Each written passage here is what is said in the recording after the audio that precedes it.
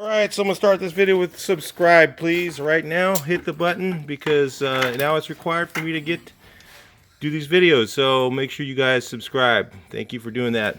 And real quick on the 440 XC, or this is the 440i or 440iX, yep, or also the Epic. When you take the cover off here, there's a grease fitting here, and then right here there's a piston down in here.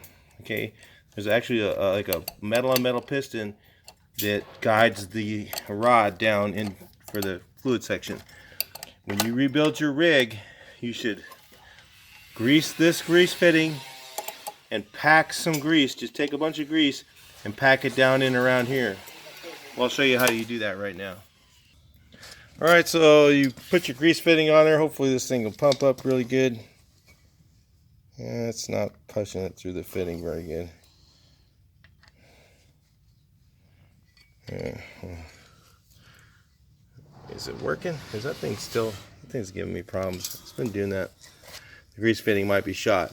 But then you just go ahead and down here, push some grease in there.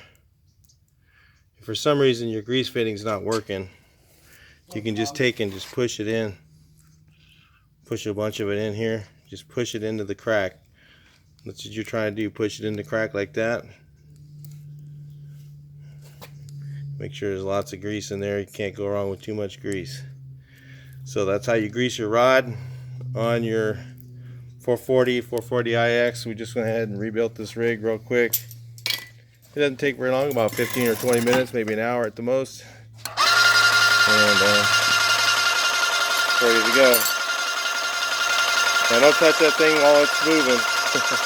It'll break your fingers so fast. Alright, so it's already ready to go again. Back to work. Alright you guys, so make sure you subscribe. If you want to see the video on how to rebuild this, take a look on the next video. Or on the, subscribe to the channel.